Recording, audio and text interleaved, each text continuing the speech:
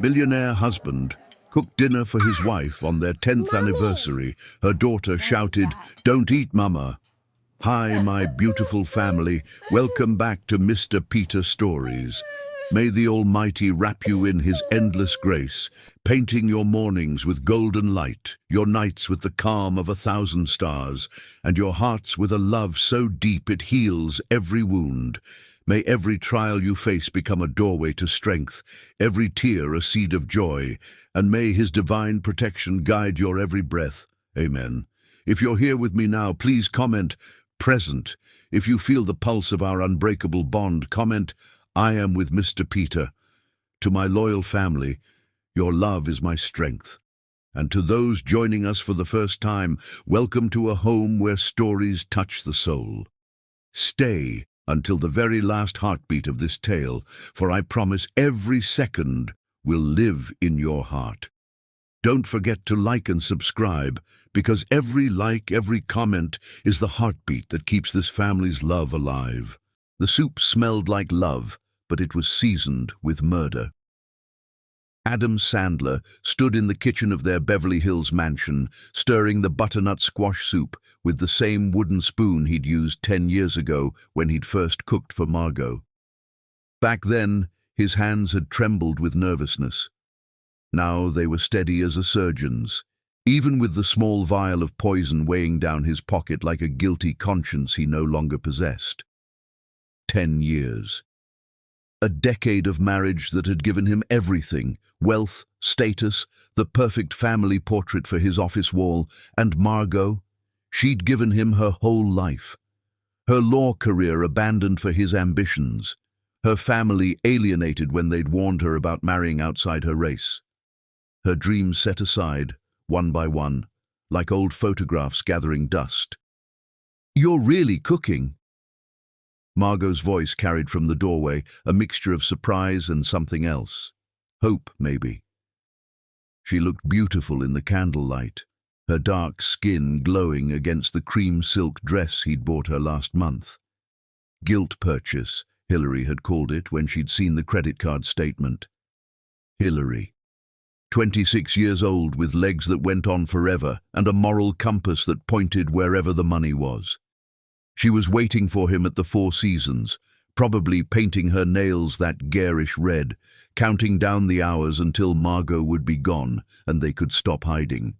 "Your favorite," Adam said, forcing warmth into his voice.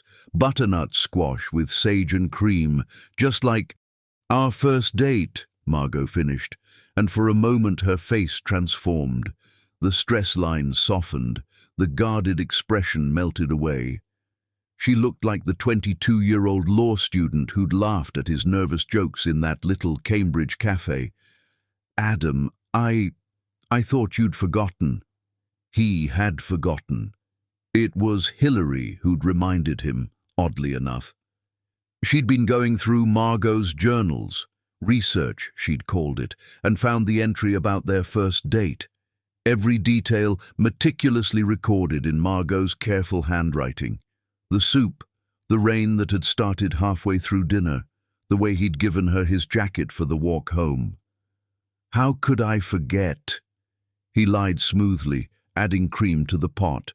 10 years, baby. We made it." From the corner of his eye, he saw Shelley standing by the kitchen island. 9 years old, but with eyes that seemed ancient sometimes. She was watching him with that unsettling intensity she'd inherited from her mother. Always watching, always thinking. Too smart for her own good, his mother had said once. Adam agreed. Children should be seen and not heard, certainly not analyzing every move their parents made. "Shelley, sweetheart, why don't you go watch TV?" he suggested, keeping his tone light. "This is Mommy and Daddy's special dinner." "I want to watch you cook," she said simply, not moving. Her small hands gripped the edge of the counter, and she pulled herself up onto a bar stool. "You never cook anymore." "Well, tonight's special." He turned back to the stove, feeling her eyes boring into his back. The vial in his pocket seemed to pulse with his heartbeat. Tasteless, odorless, untraceable. It would look like food poisoning at first. By the time the symptoms got severe enough for the hospital, it would be too late. The lawyer had already drawn up the papers. Hillary would be added to all his accounts by tomorrow afternoon. A grieving widower would need support after all. Margot moved into the kitchen, her perfume, jasmine and something uniquely her, filling the space. "It smells amazing," she said, and there were tears in her eyes. "Adam, these last few months. I know we've been struggling, but tonight, maybe it's a new beginning." The hope in her voice should have made him reconsider. Should have, but didn't, because Adam Sandler had stopped loving his wife the day she turned 35, and the first grey hair had appeared at her temple. The day her laugh lines had become permanent. The day he'd seen Hillary at the office Christmas party and realized he could have someone younger, someone who looked at him like he was a god instead of a flawed man with a receding hairline and a growing belly. "Definitely a new beginning," he agreed, reaching for bowls. His hand went to his pocket, fingers closing around the vial. "Why don't you sit down? I'll serve you." He ladled soup into the first bowl, the one with the tiny chip on the rim, Margot's favorite, oddly enough. She said it gave it character. His back was to them as he worked, body blocking their view. The vial came out smooth as silk. The powder fell like snow into the golden soup, disappearing instantly as he stirred. But he'd forgotten about the mirror. The decorative mirror Margot had hung last Christmas, angled perfectly to reflect the stove. Shelley saw everything. She saw her father's hand emerge from his pocket, saw the small vial, the white powder, the practiced way he stirred it in, saw him pocket the empty container and turn with a smile that didn't reach his eyes. "Here we go," Adam said, carrying the bowl toward Margot. "The lady of the house gets the first taste." Margot reached for the spoon, her wedding ring catching the light. The ring he'd saved 6 months to buy when they were young and poor and stupid with love. She brought the spoon to her lips. "Mama!" Shelley's scream shattered the moment like a brick through glass. "Don't eat! Mama, don't eat it!" The bowl crashed to the floor, soup spreading across the Italian marble like liquid gold. Margot jerked back, her eyes wide with shock. "Shelley! What? He put something in it!" Shelley was off the stool now, grabbing her mother's arm, pulling her back. "I saw him! White powder from his pocket! Daddy put something in your soup!" The silence that followed was deafening. Adam's mind raced, calculating, searching for the lie that would save him. "Margot, she's being ridiculous. It was just salt." "Salt from your pocket?" Margot's voice was deadly quiet. She was backing away now, Shelley pressed against her side. "You carry salt in your pocket." I wanted it to be perfect. I had special seasoning." A soft meow interrupted him. Midnight, their black cat, had found the spilled soup. Before anyone could stop her, she was lapping at the puddle, purring with contentment. "Midnight, no." Shelley started forward, but Margot held her back. They watched. All three of them stood frozen, watching the cat eat. For 30 seconds, nothing happened. Adam started to speak, to craft another lie, when Midnight made a strange sound. A choking, gasping sound. The cat stumbled, her legs suddenly unsteady. Foam appeared at her mouth. She took 2 more steps, then collapsed, her body convulsing violently. Within seconds, she was still, dead. Margot's hand covered her mouth, but no sound came out. She stared at the dead cat, then at the soup, then at her husband. When she finally spoke, her voice was barely a whisper. "You tried to kill me." "Margot, no, listen. You tried to murder me." Louder now, stronger. The shock was wearing off, replaced by something else. Not fear. Rage. Pure, crystalline rage. "On our anniversary, in front of our daughter, you tried to poison me like I was some inconvenience to be disposed of." "Mama," Shelley whispered, tugging at her mother's dress. "We need to go. Now." Adam stepped forward, his mask finally slipping. "You're not going anywhere. This is my house. You have nothing without me." Margot looked at him then, really looked at him, saw him clearly for perhaps the first time in years. The man she'd loved was gone, maybe had never existed. In his place stood a stranger capable of murder. "Shelley," she said quietly, not taking her eyes off Adam, "go pack a bag. Quick as you can." "You walk out that door, you're done," Adam snarled. "No money, no home, nothing. I'll destroy you." Margot bent down and gently closed Midnight's eyes. When she stood, her spine was straight, her head high. "You just tried to murder me, Adam. You destroyed yourself." She took Shelley's hand and walked out of the kitchen, leaving Adam standing alone among the ruins of his perfect plan. The soup still dripped from the table, each drop sounding like a countdown to his doom. He didn't know it yet, but his life as he knew it was over. And Margot's revenge had just begun. Chapter 2. The Abandonment. The roses in Jim Sterling's garden were white as wedding dresses, and Margot stood among them like a woman at her own funeral. 3 days had passed since the anniversary dinner. 3 days of Adam's relentless psychological warfare. He'd changed the locks while she was at the police station filing a report. He'd frozen their joint accounts before the banks opened. He'd sent Shelley to his mother's house for her safety, using his parental rights like a weapon. And now this, a supposed business dinner at the Sterling estate that had turned into another cruel game. "He'll be here any minute," Margot whispered to herself, checking her phone again. No signal. The Sterling mansion was 40 miles outside the city, nestled in hills that apparently blocked cell towers as effectively as they blocked the outside world. Adam had insisted she arrive early. "Jim Sterling is particular about punctuality," he'd said, straightening his tie in the mirror this morning. "This deal could save us, Margot. After everything that's happened, we need this fresh start." He'd even kissed her cheek, a gesture so foreign after months of cold distance that she'd actually flinched. She'd wanted to refuse. Every instinct screamed that this was another manipulation, but Adam still controlled everything: the money, the house, and most importantly, access to Shelley. "Play along," she'd told herself. "Play along until you can figure out a plan." The mansion behind her was magnificent. 3 stories of limestone and glass that seemed to grow from the hillside itself.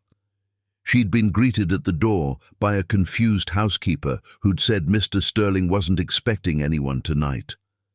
The woman had tried to call him, but he was in his study, apparently unreachable. She'd asked Margot to wait in the garden. That had been an hour ago. The sun was setting now, painting the sky the color of old bruises. Margot's hands shook as she tried her phone again. Nothing. She walked to the front of the mansion where Adam had dropped her off, her heels sinking into the gravel driveway. His Mercedes was gone. Of course it was gone. "Excuse me?" Margot spun around. A man stood in the doorway, tall, silver-haired, with the kind of quiet presence that commanded attention without demanding it. He wore a simple grey sweater and dark slacks, nothing like the suits Adam had said he always wore. "I'm Jim Sterling," he said, stepping into the dying light. "My housekeeper said someone was waiting in the garden. I wasn't expecting." He stopped, clearly noticing her distress. "Are you all right?" The kindness in his voice, genuine without calculation, broke something in Margot. The tears she'd been holding back for 3 days finally came. "I'm sorry," she gasped, mortified. "I'm so sorry. My husband said, he said there was a dinner, a business dinner. He dropped me off and said he'd be right back, but that was over an hour ago and my phone won't work, and I think he's—" She stopped, unable to voice the truth, that her husband had abandoned her like unwanted luggage. Jim Sterling's expression shifted from confusion to understanding to something that might have been anger, but not at her. He pulled out his own phone, checked it. "The mountains block the signal here. We have a landline inside. Please, come in. You can call from my study." He didn't touch her, didn't even reach for her arm to guide her. He simply walked beside her, maintaining a respectful distance as he led her through the mansion's grand foyer. The study was exactly what she'd expected. Dark wood, leather-bound books, a massive desk that probably cost more than most people's cars. He gestured to the phone. "Take your time. I'll be just outside if you need anything." Margot dialed Adam's number with trembling fingers. The call went straight to a message. "The number you have dialed is no longer in service." She tried again. Same message. Her heart began to race as she tried their home phone. "The number you have dialed has been disconnected." Her sister's number still worked, thank God. Naomi answered on the second ring. "Margot, where are you? I've been trying to reach you all day." "Naomi, I'm at the Sterling Mansion. Adam left me here. He's not answering." "Margot, listen to me." Naomi's voice was urgent. "Adam filed for divorce this morning. He's claiming abandonment and mental instability. He's got some doctor saying you've been making false accusations, that you poisoned the cat yourself for attention. He's already got a restraining order keeping you from the house." The room spun. Margot gripped the desk to keep from falling. "Shelley. Where's Shelley?" "With his mother. He's filed for emergency custody, claiming you're a danger to her." "Margot, he's planned this whole thing. There's more. He's been moving money for weeks. The accounts aren't just frozen, they're empty." Margot hung up the phone and sank into the leather chair. She understood now. This wasn't just cruelty, it was strategy. Dump her somewhere isolated with no money, no car, no way to get back. By the time she found her way home, he'd have painted her as the unstable wife who'd disappeared, abandoned her family. Who would believe her about the poisoning when she'd literally vanished right after making the accusation? A soft knock on the door. Jim Sterling entered with a glass of water and a box of tissues. He set them on the desk and took the chair across from her, still maintaining that careful distance. "Mrs. Westbrook," he said quietly, "I don't know what's happening, but you're clearly in distress. Is there someone I can call? Somewhere I can drive you?" She looked at him, this stranger with his kind eyes and patient demeanor. "I have nowhere to go. He's taken everything. My daughter, my home, my money. He left me here to make me look crazy, and it's working." Jim was quiet for a moment, studying her. Then he said, "I have a guest house on the property. It's fully furnished, completely private. You're welcome to stay there tonight while you figure out your next steps." I don't even know you." "No," he agreed. "You don't. But I know Adam Sandler." Something flickered in his grey eyes. "We've done business. I know exactly what kind of man he is. And I know that anyone he's trying to destroy this thoroughly must be a threat to him somehow." "He tried to poison me," Margot said suddenly, the words tumbling out. 3 nights ago, our anniversary dinner. He put something in my soup. Our daughter saw him do it. The cat died from eating it." Jim's expression didn't change, but his knuckles whitened as he gripped the armrest. "And now he's taken your daughter and disappeared you out here where no one would think to look?" "You believe me?" "Mrs. Westbrook, I've built my fortune by reading people. You're not lying. You're not crazy. You're a woman whose husband is trying to erase her." He stood slowly. "The guest house is yours for as long as you need it. No strings, no expectations. Tomorrow, I'll have my driver take you wherever you need to go. But tonight, you're safe." Margot felt something she hadn't experienced in months. Protected.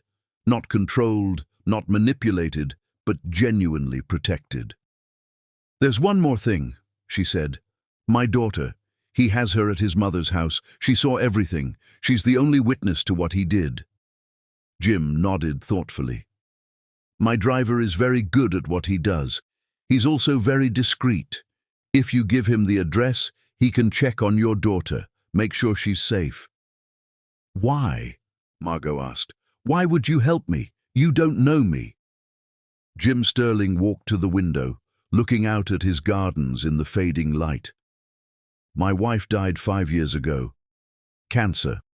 During her treatment, I watched how the medical system, insurance companies, even some of our supposed friends tried to take advantage of her vulnerability. I couldn't stand it then, and I can't stand it now." He turned back to her. "Besides, Adam Sandler made the mistake of bringing you to my home. That makes you my guest, and I take that responsibility seriously." An hour later, Margot stood in the guest house, a charming two-bedroom cottage that was nicer than anywhere she'd lived before marrying Adam. Jim had been true to his word. He'd shown her the place, made sure she had everything she needed, and then left her in peace. No lingering looks, no subtle suggestions, just kindness without agenda. Her phone, now connected to the house's Wi-Fi, buzzed with a text from an unknown number. "This is Oliver, Mr. Sterling's driver. Your daughter is safe. She asked me to tell you she's keeping notes about everything. She says to be strong. She has a plan." Margot smiled through her tears. Her 9-year-old daughter, already strategizing, already fighting back. Adam thought he'd won by abandoning her here. He had no idea he'd just delivered her to the one place where she could heal, plan, and prepare her revenge. And he certainly had no idea that Jim Sterling, the businessman he'd tried to impress for years, was about to become his worst nightmare. Outside, the white roses glowed in the moonlight, and for the first time in months, Margot felt something like hope. Chapter 3. 1 month of silence. 30 days of silence can drive a woman insane, or it can forge her into steel. Margot was becoming the latter. A month had passed since Adam had abandoned her at the Sterling estate like a piece of lost luggage he had no intention of claiming.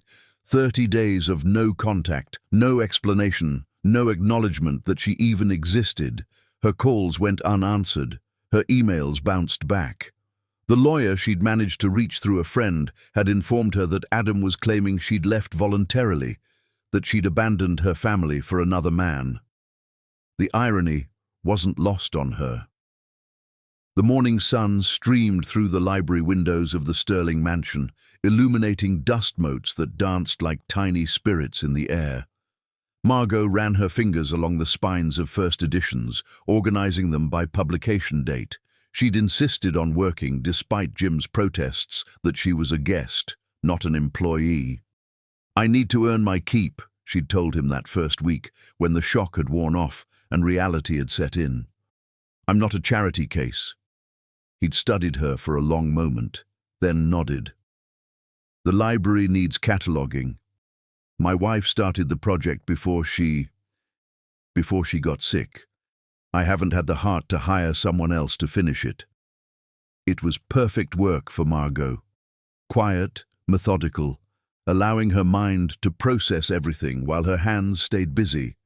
The library was massive, 3,000 volumes ranging from ancient texts to modern fiction. Amanda Sterling had been a collector with exquisite taste, and Margot felt honored to complete her work. "Your tea, Mrs. Westbrook." Margot looked up to find Oliver, Jim's driver, holding a delicate china cup. The older British man had become something of an ally over the past month, checking on Shelley whenever possible, bringing back small reports that kept Margot from losing her mind with worry. "Thank you, Oliver. Any word today?" "Miss Shelley asked me to give you this." He pulled out a small notebook, one of those composition books children used in school. "She said you'd understand." Margot's hands trembled as she opened it. Shelley's neat handwriting filled the pages, dates, times, observations, a 9-year-old's meticulous documentation of her father's crimes. Day 1. Daddy told Grandma that Mama is sick in the head. I told her about the poison, but she said I was confused. She doesn't believe me. Day 3. Heard Daddy on the phone with someone named Hillary. He said, "She's exactly where I wanted her. Give it a month and she'll look completely crazy." Day 7. Found Daddy's second phone in his jacket. Took pictures of texts with my tablet before he noticed. Day 15. Daddy brought Hillary to the house. She's sleeping in Mama's bed. I pretend to be asleep, but I record everything. Margot pressed the notebook to her chest, tears streaming down her face. Her baby girl, forced to be a spy in her own home, forced to pretend to accept the woman who'd replaced her mother. "She's remarkable, your daughter," Oliver said quietly. "Reminds me of you." "She's stronger than me," Margot whispered. "I'm hiding here while she's—" "You're surviving," a voice said from the doorway. Jim Sterling stood there, concern etched on his features. "There's no shame in that." He entered the library with his characteristic careful distance, never coming too close, always maintaining that respectful space. In a month, he'd never once made her feel uncomfortable or obligated. He'd been nothing but kind, expecting nothing in return. "May I?" He gestured to a chair across from her. She nodded, and he sat, his grey eyes taking in the notebook in her hands. "From Shelley. She's documenting everything, 9 years old, and she's building a legal case." Margot laughed bitterly. "What kind of childhood is that?" "The kind that will make her formidable," Jim said. "She's learning that injustice must be documented, challenged, defeated. Not everyone gets that lesson so young." Margot noticed him glance at her arms where her sleeves had ridden up. The bruises had faded from purple to yellow, but they were still visible. Adam's fingerprints from their last physical argument, the night before the poisoning attempt. She quickly pulled her sleeves down, but Jim had already looked away, his jaw tight. "I've been doing some research of my own," he said, changing the subject. "Your husband has been busy this month. He's filed for divorce on grounds of abandonment. He's claiming you had a mental breakdown and disappeared. He's even got a psychiatrist, Dr. Harold Benson, writing reports about your supposed instability." "Dr. Benson? I've never even met him." "No, but he's been having an affair with Adam's mother for 2 years. Oliver discovered that interesting fact." Jim pulled out a folder. "I've also learned that Adam emptied your joint accounts 3 days before the poisoning attempt. He transferred everything to offshore accounts in the Caymans. The house has been refinanced in his name only. He's been planning this for at least 6 months." Margot stared at the evidence Jim had gathered. "Why are you doing this? Why do you care?" Jim was quiet for a moment, looking out at the gardens where his white roses bloomed. "Because Adam Sandler thinks he's won. He thinks he's destroyed you completely. And there's nothing I despise more than a man who destroys the woman who loved him. You don't even know me." "I know enough." He stood, still maintaining that careful distance. "I know you've been organizing my library by publication date and literary movement, which tells me you're educated and thoughtful. I know you make tea for my staff even though you're a guest, which tells me you're kind. I know you work 14-hour days to avoid thinking about your daughter, which tells me you're heartbroken. And I know you haven't once asked me for money or tried to manipulate me with tears or promises, which tells me you have integrity." He moved toward the door, then paused. "There's something else. Oliver heard from a contact at the courthouse. Adam is planning to file for full custody based on your abandonment. The hearing is in 3 weeks. Margot felt the floor drop out from under her. "I can't even afford a lawyer." "You can use mine, Harold Morrison, best family law attorney in the state. He owes me several favors." Before she could protest, he held up a hand. "It's not charity, it's justice. There's a difference." That evening, Margot sat in the guest house, Shelley's notebook spread before her. Her daughter had documented everything: dates, times, conversations, photos she'd managed to take with her tablet. It was the testimony of a child forced to grow up too fast. But it was also evidence. Real, substantive evidence. Her phone rang, a number she didn't recognize. "Mama." Shelley's voice was barely a whisper. "Baby, oh my God, are you okay? How are you calling me?" "I borrowed a phone from my friend at school. Mama, I need to tell you something. Daddy doesn't know I know, but I heard him talking to Hillary. They're planning something for the custody hearing. They're going to say you tried to hurt me, that you were violent. Hillary is going to testify that she saw you hit me. Margot's blood ran cold. But she's never even met you before this month. I know, but Daddy's paying her to lie. Mama, I'm scared. What if the judge believes them? Listen to me, baby. You keep documenting everything, okay? Write it all down. Take pictures when you can. We're going to fight this. I miss you, Mama. I miss you too, sweetheart. So much it hurts, but we're going to get through this. We're going to win. How do you know? Margot looked out the window at the main house, where Jim Sterling's study light still burned. Because we have something Daddy doesn't expect. We have help. After Shelley hung up, Margot sat in the darkness, planning. Adam thought a month of silence would break her. He thought isolation would drive her mad. He thought abandonment would destroy her. He was wrong. Every day of silence had made her stronger. Every moment of solitude had clarified her purpose. Every small kindness from Jim Sterling had reminded her that not all men were monsters. Adam had given her 30 days to plan her revenge, 30 days to gather strength, 30 days to transform from victim to warrior. She opened Shelley's notebook again and began to write her own documentation. Times, dates, patterns of abuse going back years, things she'd been too afraid or too ashamed to acknowledge before. The bruises Jim had noticed were just the latest in a long pattern. The poisoning wasn't the first attempt to hurt her, it was just the most obvious. Outside, a nightingale sang in the garden, its melody carrying across the estate.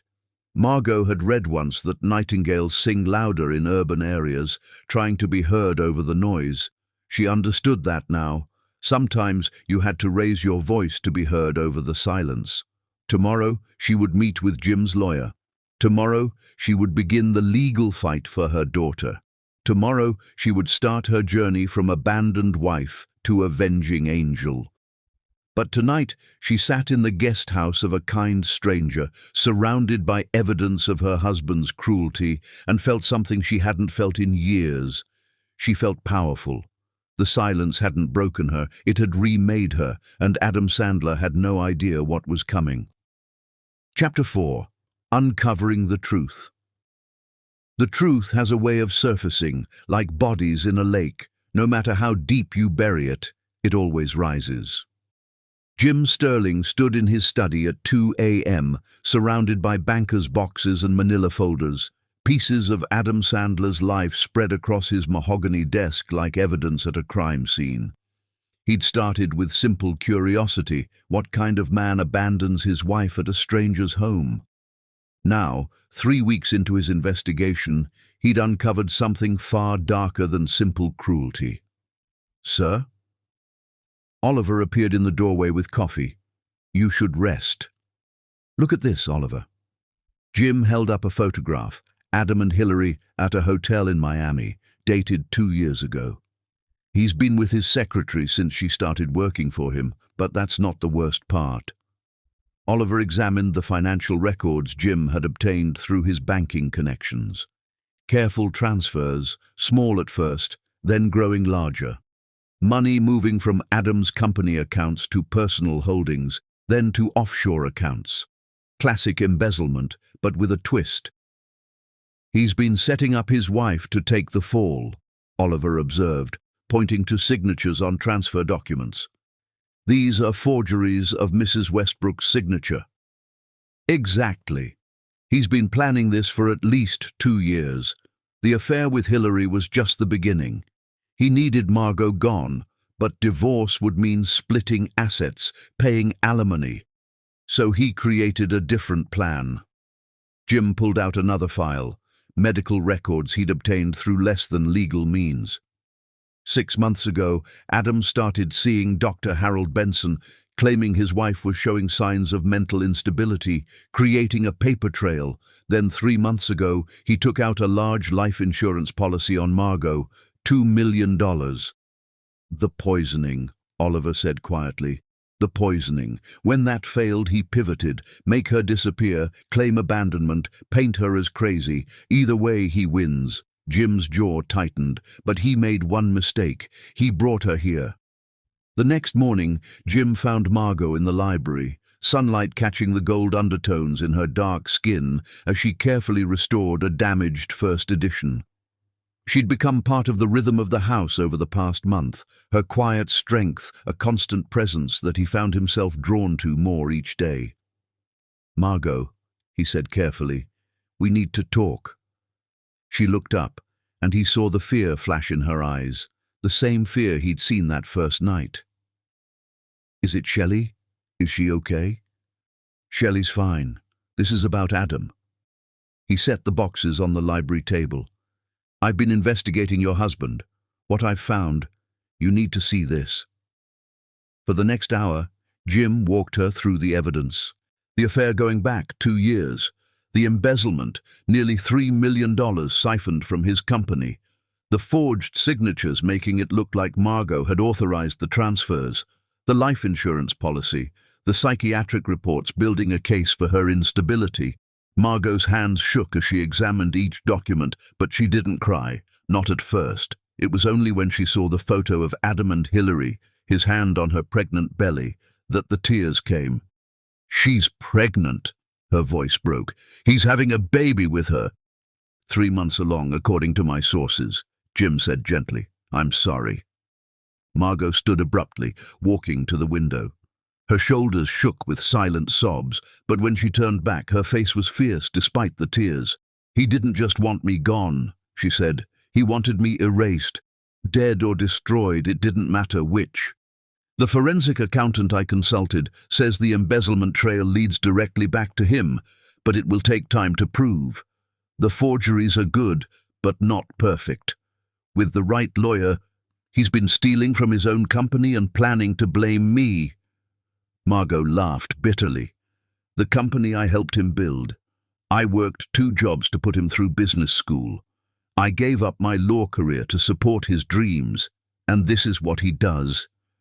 Jim wanted to comfort her, to close the distance between them, but he maintained his respectful space.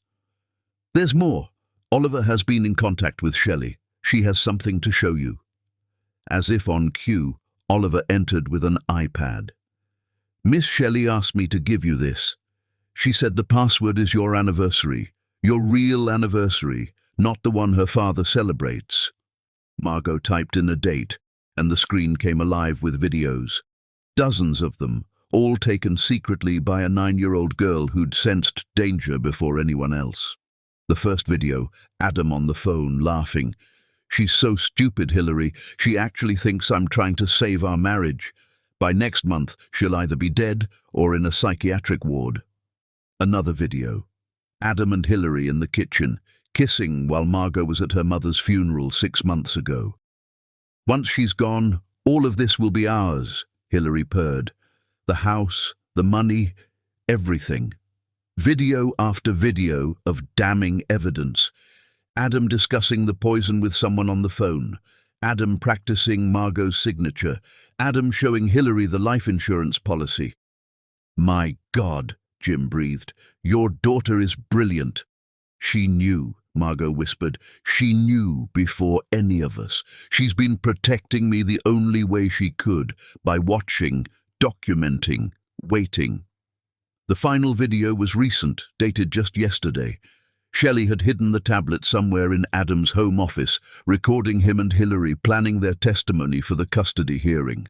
"I'll tell them she hit me," Hillary was saying, "that I saw her strike Shelley multiple times. The bruises on her arms will help.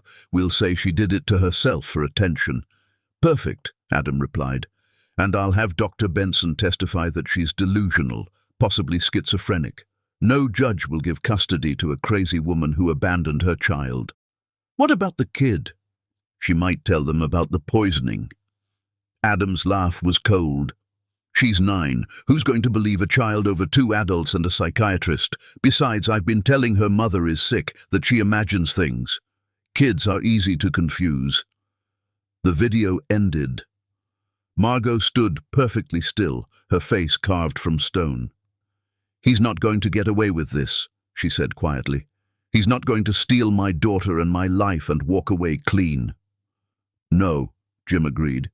He's not. My lawyer has seen all of this. We can file emergency motions, get the custody hearing postponed, demand investigations into the embezzlement. It's not enough, Margot interrupted. The legal system moves too slowly. By the time they investigate, he'll have hidden everything better. He'll have coached Hillary on exactly what to say. He'll have convinced Shelley that I really am crazy. She turned to face Jim, and he saw something new in her eyes, not just pain or anger, but determination sharp as a blade. I want to destroy him, she said simply, not just beat him in court. I want to take apart everything he's built, piece by piece, until there's nothing left but the truth of what he is. Jim studied her for a long moment. This woman who'd arrived broken and abandoned, who'd spent a month healing in silence, who'd just discovered the depth of her husband's betrayal. She wasn't breaking. She was becoming something else entirely. Then we'll destroy him, Jim said. Together. Why? Margot asked, the question she'd been wanting to ask for weeks. Why do you care so much about what happens to me? Jim was quiet for a moment, choosing his words carefully. Because I recognize something in you. The same thing I saw in my wife when she was fighting cancer. Grace under impossible pressure. Strength that comes not from never breaking, but from breaking and choosing to rebuild anyway. He paused. And because Adam Sandler represents everything I despise in men, those who view women as possessions to be discarded when they're no longer useful. I was useful once, Margot said softly. I was young and beautiful and blind with love. I gave him everything. You're still beautiful, Jim said quietly, then seemed surprised he'd said it aloud. And you're certainly not blind anymore. Their eyes met across the library, and something shifted in the air between them. Not attraction, not yet, that would come later, but recognition. Two souls damaged by different traumas, finding common ground in the pursuit of justice. We need a plan, Margot said, breaking the moment. Something that exposes everything all at once, so he can't spin it or hide. I have some ideas, Jim said. But first, we need to get Shelley somewhere safe. If Adam realizes she's been recording him, he'll hurt her. Margot's face went pale. Oh God, my baby, she's in that house with them, pretending everything is normal. And if he finds out, he won't, Jim said firmly. Oliver is watching. The moment we sense any danger, we'll extract her. But for now, she's our eyes inside. She's gathering evidence we couldn't get any other way. Margot nodded, though every maternal instinct screamed at her to rush to her daughter immediately. She's 9 years old, and she's running reconnaissance missions against her own father. What kind of mother does that make me? The kind who's teaching her daughter that evil must be confronted, even when it wears a familiar face, Jim said. The kind who's showing her that women don't have to accept abuse in silence. The kind who's going to win this war and give her daughter a better life. That night, Margot sat in the guest house with all the evidence spread before her. 2 years of planning on Adam's part, 2 years of lies, manipulation, and betrayal. But he'd made one crucial error. He'd underestimated the women in his life. His daughter, who'd seen through him from the beginning, and his wife, who was no longer the naive girl he'd married. Tomorrow, she would start her counter-offensive. But tonight, she allowed herself one moment of pure rage. She screamed into a pillow until her throat was raw, pounded her fists against the mattress until her arms ached, cried until there were no tears left. Then she stood, washed her face, and began to plan Adam Sandler's complete and utter destruction. The truth had surfaced. Now it was time to drown him in it. Chapter 5. The plan begins. Revenge, when done correctly, is not a dish best served cold. It's a symphony that builds slowly to a devastating crescendo. Margot sat at Jim's dining table, transforming it into a war room. Legal documents, photographs, financial records, and Shelley's videos covered every surface. Jim's lawyer, Harold Morrison, studied each piece with the intensity of a chess master planning 20 moves ahead. "The prenup is ironclad under normal circumstances," Morrison said, adjusting his wire-rimmed glasses. "But attempted murder changes everything. In this state, any contract becomes void when one party attempts to kill the other." "Can we prove the poisoning?" Margot asked. "The cat's autopsy showed traces of ethylene glycol, antifreeze. Shelley's video shows him adding something to your food. Combined with the life insurance policy he took out." Morrison smiled grimly. "It's circumstantial but compelling." Jim entered with coffee, his presence a steady comfort Margot had come to rely on. He'd rolled up his sleeves, and Margot noticed the way his forearms flexed as he set down the tray. She pushed the thought away. This wasn't the time. "Oliver just brought something interesting," Jim said, handing Margot an envelope. Inside was a flash drive and a note in Shelley's handwriting. "Phase 1 begins today. Love, your little general." Margot plugged in the drive, and her daughter's face appeared on Jim's laptop screen. The video was dated that morning. "Hi, Mama," Shelley whispered, clearly recording from her bedroom closet. "I did what we planned. I found Daddy's business partner contact list in his office. Mr. Harrison, Mr. Wyatt, Mr. Chen, all of them. I made packages with copies of Daddy and Hillary's photos, their texts, and a recording of him saying his partners were idiots who deserved to be cheated. I mailed them this morning when Grandma took me to school. Used the post office 3 blocks away. They should get them tomorrow." The video cut to footage Shelley had taken of the packages. Professional-looking manila envelopes addressed in typed labels, no return address. Inside each one, devastating evidence of Adam's affair and his contempt for his business partners. "Your daughter is terrifying," Morrison said with admiration. 9 years old, and she's running a covert operation. "She gets it from her mother," Jim said quietly, his eyes on Margot with something that looked like pride. The next part of Shelley's video showed her in Adam's home office. "I also found something else, Mama. Hillary is really stupid. She has Instagram." The screen filled with Hillary's social media posts, designer bags, expensive jewelry, exotic vacations. "Look at this one from the Cayman Islands last month." The photo showed Hillary on a beach, champagne glass raised. But in the background, partially visible, was Adam at what appeared to be a bank, briefcase in hand.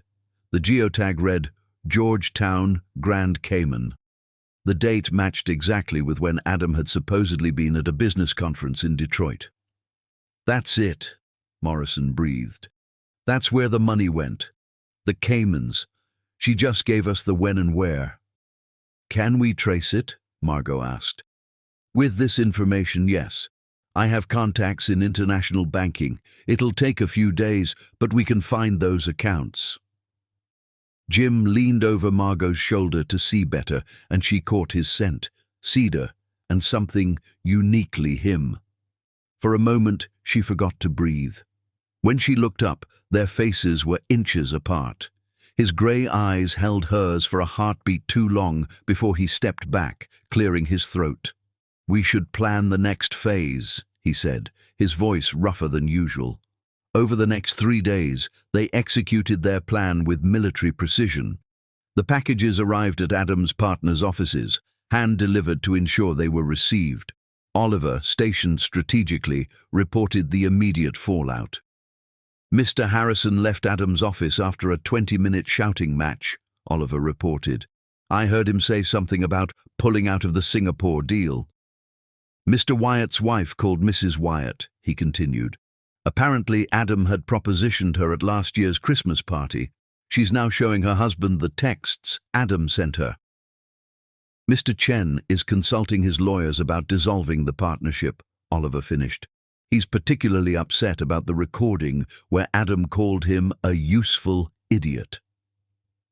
By day 4, Adam's carefully constructed business world was crumbling. Margot watched from Jim's study as her phone lit up with messages from mutual acquaintances. Adam was frantically trying to do damage control, claiming the evidence was fabricated, that Margot was trying to destroy him out of spite. But the photos were time-stamped, the texts came from his verified number, the recordings were clearly his voice. "He's panicking," Jim observed, reading the business news on his tablet. 3 major partners have already withdrawn from his latest development project. The Singapore deal is dead. His company's stock is dropping. "Good," Margot said coldly. "Let him feel what it's like to watch everything you built disappear." That evening, as they reviewed the financial traces Morrison's contacts had found, 3 offshore accounts totaling nearly $4 million, Jim found himself watching Margot instead of the documents.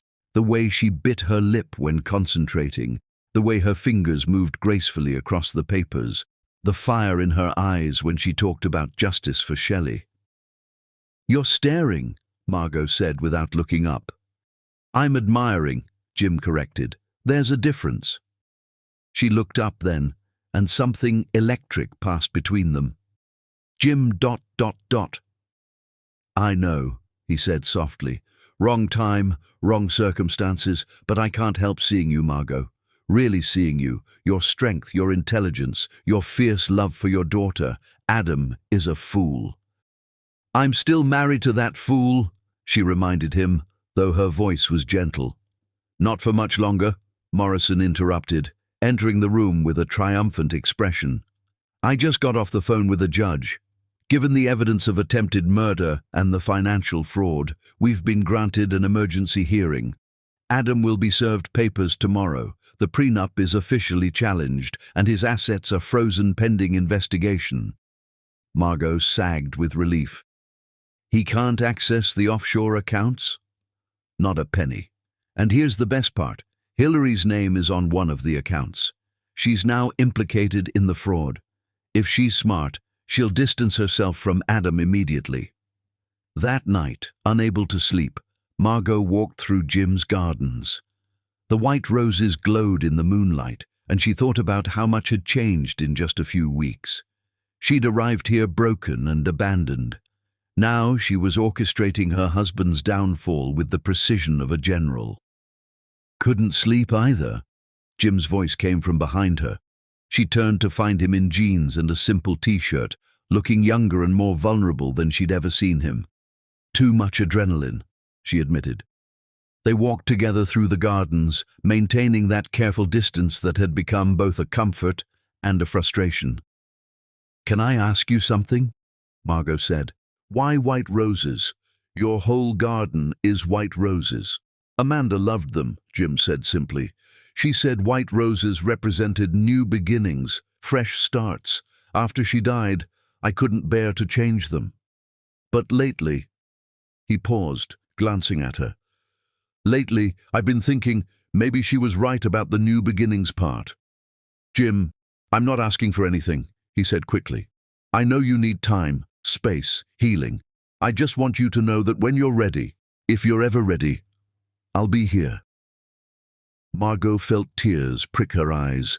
This man, this kind, patient, wonderful man, was everything Adam had never been. "You barely know me. I know you work 17-hour days to keep your mind off missing Shelley. I know you make Earl Grey tea at exactly 3 p.m. every day because it was your mother's favorite. I know you arrange books not just by publication date, but by the emotional journey they represent. I know you sing Motown songs when you think no one's listening. I know you're the strongest woman I've ever met, and you don't even realize it." Margot stared at him, stunned. He'd been paying attention to every small detail, learning her in a way Adam never had in 10 years of marriage. Her phone buzzed, breaking the moment. Another video from Shelley. "Mama, something's happening. Hillary and Daddy had a huge fight. She found out about the frozen accounts. She's packing her things. She said the baby isn't even his. She's been playing him just like he played you. I got it all on video. Daddy is crying. I've never seen him cry before. It's weird. Anyway, phase 2 complete. Love you." Margot showed Jim the video and he laughed, a rich, warm sound that made her stomach flutter. "Your daughter is a force of nature," he said. "She's my revenge and my redemption all in one," Margot replied, "and soon she'll be free of him." The next morning brought more chaos for Adam. He was served with papers at his office, in front of his remaining staff. The news of his frozen assets spread quickly through their social circle. Hillary had indeed left, taking with her several expensive pieces of jewelry and leaving behind a pregnancy test showing she'd lied about the baby. Adam Sandler, master manipulator, had been outmaneuvered by his 9-year-old daughter, his abandoned wife, and a millionaire who'd fallen in love with the woman Adam had tried to destroy. The plan was working perfectly. But Margot knew this was just the beginning. The real revenge, the complete destruction of Adam Sandler, was yet to come. Chapter 6. The Financial Trap. Money talks, but when it walks away, the silence is deafening, and Adam Sandler was about to learn just how quiet his world could become. The federal investigator sat across from Adam in his once prestigious office, now stripped of its power like a king without a crown. The man's fingers moved through financial documents with mechanical precision, each page another nail in Adam's coffin. "Mr. Sandler, these offshore accounts in your name contain exactly $3.7 million that should be in your company's holdings," the investigator said flatly. "Your signature is on every transfer." "Those are forgeries." Adam's voice cracked with desperation. "My wife, she had access to everything. She must have—" "Your wife, who you claimed abandoned her family, the one you said was mentally unstable." The investigator's eyebrow raised. "The same wife who somehow managed to orchestrate complex international financial transfers while having a mental breakdown?" Meanwhile, 50 miles away in Jim Sterling's mansion, Margot watched the live feed from the security camera Shelley had planted in Adam's office. Her daughter's technical skills had surprised everyone. Apparently, she'd been learning coding online for the past year, preparing for exactly this moment. "He's sweating through his suit," Jim observed, standing beside Margot. $3,000 Armani, and he's sweating through it like a common criminal." "He is a common criminal," Margot replied. "He just dressed it up better than most." Morrison entered the room with a satisfied expression. "The federal judge just signed the order. All of Adam's assets are frozen pending investigation. Every account, every property, every investment. He can't access a single penny." On the screen, they watched Adam receive the news via phone. His face went from red to white to grey in the span of seconds. "But the really beautiful part," Morrison continued, "is that Hillary Hayes is listed as a co-signer on one of the Cayman accounts. She's now part of the federal investigation." As if on cue, Margot's phone buzzed with a new video from Shelley. This time, the 9-year-old had managed to hide in the coat closet during Adam and Hillary's confrontation. Hillary's voice was shrill with rage. "You told me you were rich. You promised me jewelry, vacations, a life of luxury. Now the feds are calling me. My name is on those accounts." "Baby, please, we can figure this out." "Don't baby me." The sound of a slap echoed through the phone. "You're broke, Adam. Worse than broke. You're going to prison, and you tried to drag me down with you." "Hillary, I love you." Her laugh was cruel. "Love? You don't know what love is. You're a pathetic middle-aged man who thought he could buy a younger woman. Well, guess what? Richard Kensington from the Boston branch has been pursuing me for months. Real money, old money, and he's not stupid enough to put my name on fraudulent accounts." "The baby? There is no baby, you idiot. There never was. You think I'd actually carry your child? I was just waiting for you to divorce Margot and marry me so I could take half of everything. But now there's nothing to take." The video showed Hillary storming out, her designer heels clicking against marble like a countdown to Adam's complete isolation.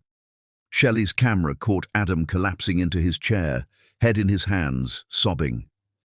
"I almost feel sorry for him," Margot said.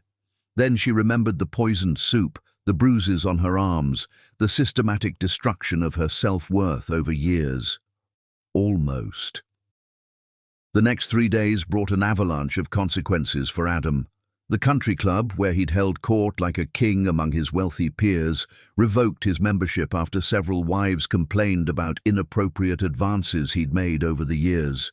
Advances they'd kept quiet about until now, when his power evaporated. "Mrs. Harrison called me," Jim said, reading from his phone. "Apparently Adam cornered her in the coat room at last year's gala. She was too afraid to tell anyone because of his influence. Now she's filing a formal complaint."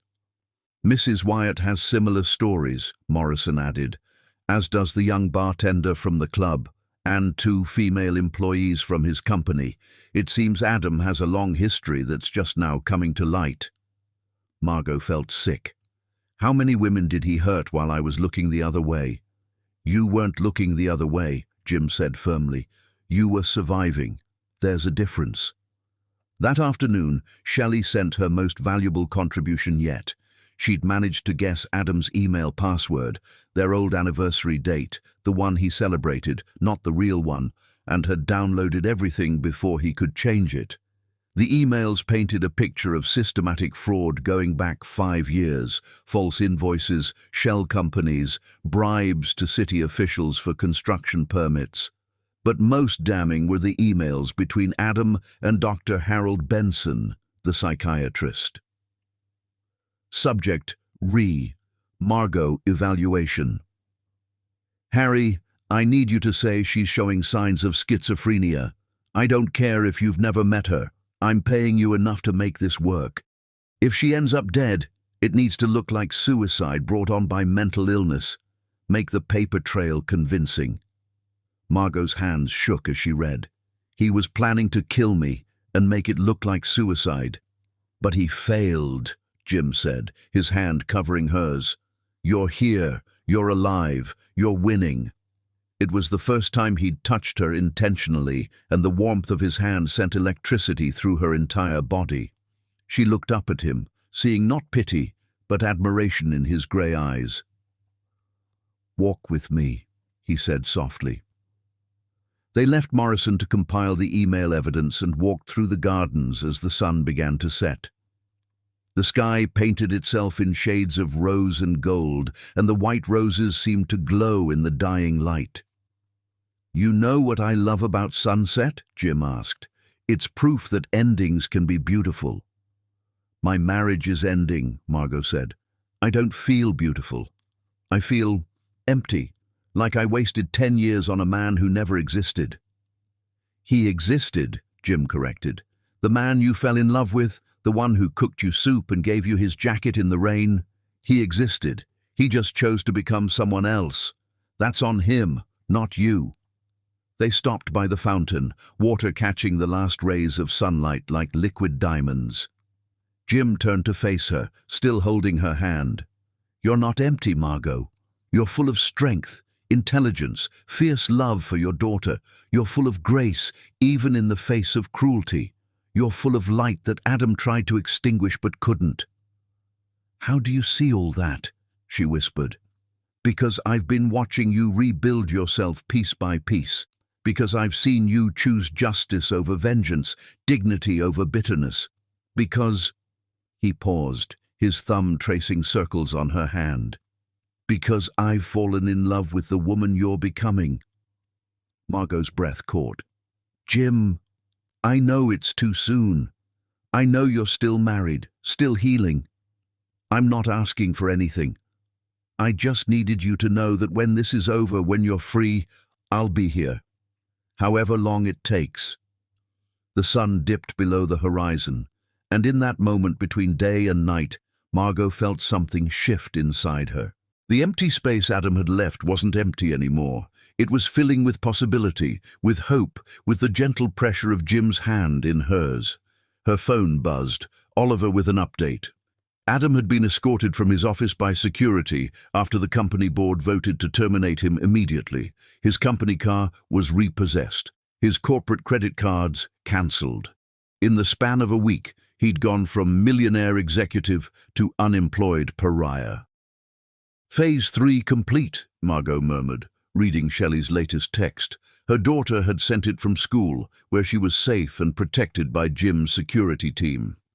She says Adam came to pick her up today, but the school wouldn't release her because his name was flagged in the system. Morrison filed the emergency custody papers this morning, Jim explained. Given the evidence of attempted murder and fraud, the judge granted temporary sole custody to you, even in absentia. Adam can't get near her. Tears of relief streamed down Margot's face. My baby is safe. She's more than safe. She's the architect of his downfall. 9 years old, and she's orchestrated the complete financial destruction of a grown man. Jim squeezed her hand. She's definitely your daughter. That night, Margot stood on the balcony of the guest house, watching the stars appear one by one. Adam was out there somewhere, frantically trying to salvage something from the wreckage of his life. His money frozen, his mistress gone, his reputation destroyed, his daughter beyond reach. The financial trap had snapped shut perfectly, but Margot knew there were still more phases to come. The public humiliation, the complete downfall, the final revenge. For now, though, she allowed herself this moment of victory. She looked at her hand, still tingling from Jim's touch, and thought about new beginnings growing from endings. Adam had tried to bury her. He'd forgotten she was a seed. Chapter 7. Public Humiliation. The Sterling Foundation's annual charity gala was where reputations were made and destroyed. Tonight, Adam Sandler would experience the latter in front of everyone who had ever mattered to him. The ballroom of the Ritz-Carlton gleamed like a jewel box, crystal chandeliers casting rainbow patterns across 500 of the city's most powerful people. Margot stood at the entrance in a stunning black gown that Jim had insisted on buying for her. Armor for battle, he'd called it. The dress hugged her curves before flowing to the floor like liquid midnight, and her natural hair formed a crown of defiance. You look magnificent, Jim whispered, his hand resting protectively on the small of her back. Are you ready for this? I've been ready since the day he tried to poison me, Margot replied, her eyes scanning the crowd. The plan was precise. Adam, desperate to salvage his reputation and find new investors, had somehow secured a ticket to the gala, probably his last credit card that hadn't been frozen yet. He would come here to network, to spin his story, to paint himself as the victim of a vindictive wife. He wouldn't see the trap until it was too late. He's here, Oliver murmured through their earpieces. Jim had hired security for the evening, but Oliver was running point. Just entered through the main doors. He looks desperate. Indeed, Adam looked like a man drowning on dry land. His tuxedo was the same one from last year. He couldn't afford a new one. His face was gaunt, stress having carved away his usual smugness. He moved through the crowd with the forced smile of someone who knew everyone was talking about him. Mrs. Harrison just turned her back on him, Oliver reported. Mr. Wyatt pretended not to see him. He's heading for the bar. Let him drink, Margot said coldly. Let him think he has a chance. The first hour passed with elegant cruelty. Adam tried to engage various business associates, each conversation ending with polite but firm rejection. The whispers followed him like shadows. Heard he embezzled millions. Tried to poison his wife. The secretary left him for Richard Kensington. Then came the moment they'd been waiting for. Ladies and gentlemen, the event coordinator announced, we have a special presentation about the importance of protecting our families. The lights dimmed. On the massive screen behind the stage, a video began to play. At first, it seemed like a typical charity promotional video. Statistics about domestic violence, the importance of supporting victims. Then Shelley's face appeared. She was sitting in what looked like a library, wearing her school uniform, looking directly at the camera with those intense eyes that missed nothing. My name is Shelley Westbrook, she said clearly. I'm 9 years old, and I want to tell you about the night my father tried to murder my mother. Gasps rippled through the ballroom. Adam's champagne glass shattered on the floor. The screen filled with the video Shelley had taken that night. Adam adding the white powder to the soup, his careful movements to hide it, the way he'd smiled as he carried it to Margot. "Don't eat, Mama!" Shelley's recorded scream echoed through the ballroom, then the cat, dying in agony on the kitchen floor. "Security!" Adam shouted, starting toward the stage, but two of Jim's hired guards stepped smoothly into his path. The video continued. Now it was Adam's voice, the recording Shelley had made of him on the phone with Hillary. "She's so stupid. She actually thinks I'm trying to save our marriage.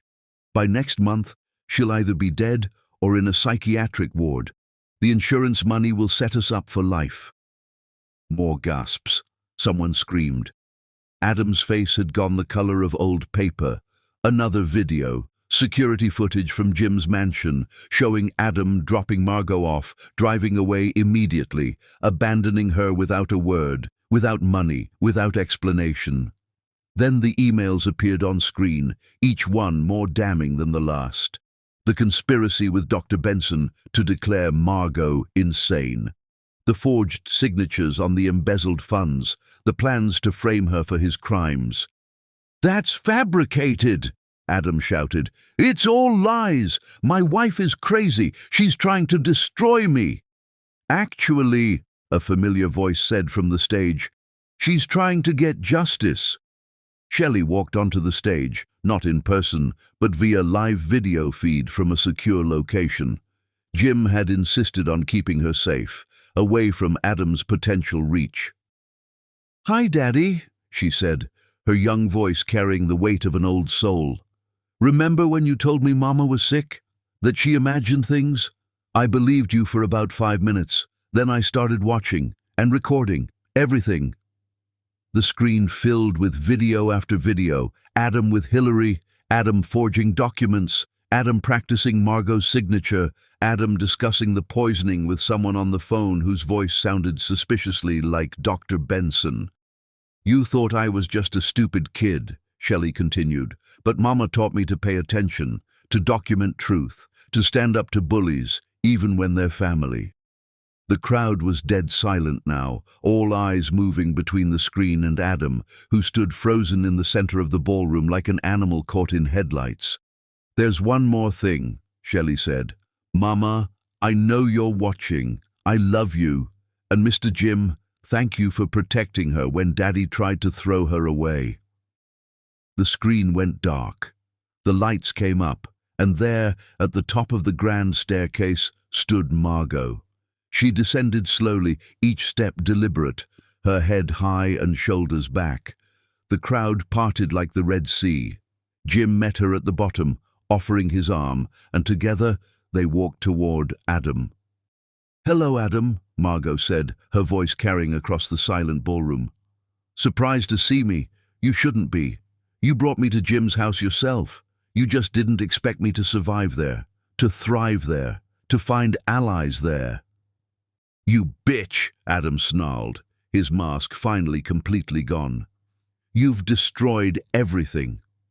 "No," Margot said calmly. "You destroyed everything the night you tried to poison me. I just made sure everyone knew about it." The ballroom doors burst open. Police officers entered, their badges gleaming under the chandeliers. "Adam Sandler?" The lead detective's voice was firm. "You're under arrest for attempted murder, embezzlement, fraud, and conspiracy." "This is entrapment," Adam shouted as the handcuffs clicked around his wrists. "She set me up." "Actually," the detective said, "your daughter came to us with evidence 2 weeks ago. We've been building the case since then. The presentation tonight was just to ensure you couldn't flee. You're a flight risk, Mr. Sandler." As they dragged Adam toward the door, he turned back to look at Margot one last time. "I loved you once," he said desperately. "Doesn't that count for something?" Margot stepped forward, Jim steady beside her. "You loved the idea of me. Young, naive, willing to give up everything for you. When I aged, when I grew wise, when I became a person instead of a possession, you tried to kill me rather than let me go." She paused. "The man I loved died long before you tried to poison me. I'm just burying him publicly." Adam's scream of rage echoed through the ballroom as the police dragged him out. The doors closed and for a moment nobody moved. Then someone started clapping. Mrs. Harrison, then Mrs. Wyatt, then another woman and another. Soon the entire ballroom erupted in applause, not for the spectacle, but for Margot, for her courage, for her strength, for her refusal to disappear quietly. Jim turned to her, his eyes shining with pride and something deeper. "You did it." "We did it," she corrected. "You, me, and my brilliant daughter." "Speaking of which," Oliver said through the earpiece, "Miss Shelley would like to know if she can have ice cream for dinner since she just helped take down a criminal." Margot laughed, really laughed, for the first time in months. "Tell her she can have all the ice cream she wants." The rest of the gala passed in a blur. People approached Margot all evening, some offering support, others apologizing for not seeing Adam's true nature sooner, many sharing their own stories of survival. She accepted their words with grace, but her mind was elsewhere. Tomorrow, she would see Shelley in person for the first time in over a month. Tomorrow, the divorce proceedings would begin in earnest. Tomorrow, her new life would truly start. But tonight, as she danced with Jim Sterling in the ballroom where her husband had been arrested, his hand warm on her waist and his eyes never leaving her face, Margot allowed herself to feel something she'd thought was lost forever. Hope. The music swirled around them, and Jim pulled her closer. "You're free," he whispered. "Not yet," she replied, "but soon." "I'll wait," he said simply, "however long it takes." As they danced, Margot caught sight of herself in the ballroom's mirrors. The woman looking back wasn't the naive girl who'd married Adam, nor was she the broken woman he'd tried to poison. She was something new, something forged in fire and refined by suffering. She was magnificent, and she was just getting started. Chapter 8. The Complete Downfall. Justice has a sound. Sometimes it's a gavel falling, sometimes it's a cell door closing, but for Adam Sandler, it was the echo of his own voice, confessing to attempted murder in a crowded courtroom. The federal courthouse stood like a monument to accountability, its marble steps worn by millions of feet seeking fairness. Margot climbed them slowly, Shelley's small hand in hers, Jim walking protectively on her other side. It had been 2 weeks since the gala, 2 weeks since Adam's arrest, and today would determine everything. "Remember what we practiced," Morrison said, adjusting his tie. "The truth, nothing but the truth. Let the evidence speak." The courtroom was packed. The attempted murder of a wife by a millionaire husband had captured public attention, especially after the dramatic arrest at the charity gala. Reporters filled the back rows, their cameras focused on the defense table where Adam sat in an orange jumpsuit, his court-appointed attorney looking overwhelmed beside him. "All rise for Judge Catherine Reeves," the bailiff announced. Judge Reeves was known for her no-nonsense approach and her particular distaste for domestic violence. She reviewed the case files with sharp eyes before speaking. "We're here for multiple hearings today. Bail reconsideration, custody determination, and asset division. Mr. Sandler, your request for bail is denied. The evidence of flight risk is substantial, including the offshore accounts and a ticket to the Cayman Islands purchased 3 days before your arrest." Adam's face crumbled. His attorney started to protest, but the judge cut him off with a raised hand. "As for the attempted murder charges, that will be handled in criminal court. Today, we're dealing with the civil matters. Mrs. Westbrook, please take the stand." Margot walked to the witness stand with quiet dignity. She told her story simply, the years of emotional abuse escalating to physical violence, the night of the poisoning, the abandonment at Jim's mansion, the discovery of Adam's plans to frame her for his crimes. "He didn't just try to kill me, Your Honor," Margot said, her voice steady. "He tried to erase me, to make me disappear so completely that no one would even question my absence." Adam's attorney tried to cross-examine, suggesting Margot had fabricated evidence, but Morrison was ready. Document after document appeared on the courtroom screens. The forged signatures, the embezzlement trail, the life insurance policy, the emails with Dr. Benson. Then came Shelley's turn. The judge had agreed to let her testify via closed-circuit video to avoid trauma. Shelley appeared on the screen, sitting in a comfortable room with a child advocate beside her. "Shelley," the judge said gently, "can you tell us what you saw the night of your parents' anniversary?" Shelley's voice was clear and precise. "Daddy put poison in Mama's soup. I saw him take it from his pocket, a little bottle with white powder. He stirred it in when he thought no one was looking. But I was looking. I'm always looking." "Why were you watching so carefully?" "Because Daddy had been mean to Mama for a long time. He would grab her arms and leave bruises. He would say terrible things. I started recording him on my tablet because I thought someday someone would need to know the truth." The judge reviewed Shelley's videos, her expression growing darker with each one. When she reached the recording of Adam discussing the murder plan with Hillary, she had to pause. "Mr. Sandler," Judge Reeves said coldly, "in 30 years on the bench, I've rarely seen such calculated cruelty. Your own voice on these recordings removes any doubt about your intentions." The custody decision was swift and absolute. Full legal and physical custody is awarded to Margot Westbrook. "Mr. Sandler, your parental rights are terminated pending the outcome of your criminal trial. You are to have no contact with the child."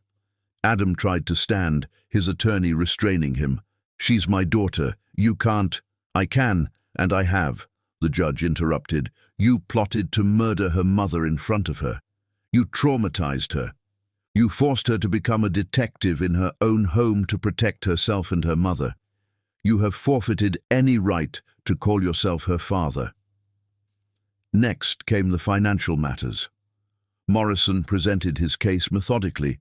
The prenuptial agreement was void due to attempted murder. The assets Adam had hidden were marital property.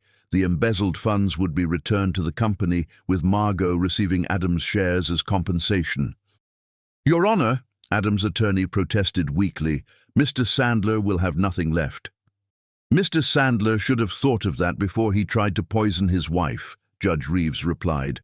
"I'm awarding Mrs. Westbrook full ownership of the marital home, all legitimate assets, and damages for emotional distress.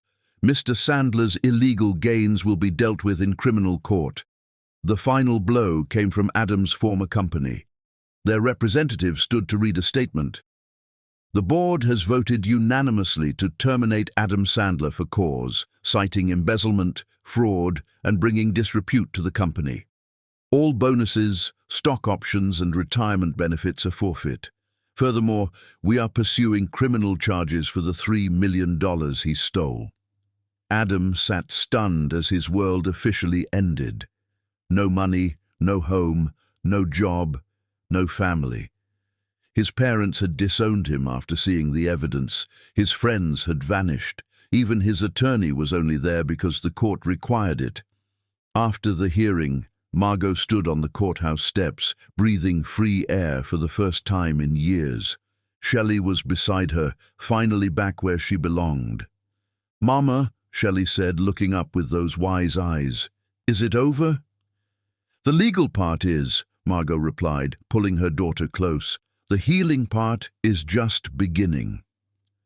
Jim had been quiet throughout the proceedings, a steady presence but maintaining his respectful distance. Now, as they walked to his car, he finally spoke. "How are you feeling?" "Empty and full at the same time," Margot admitted.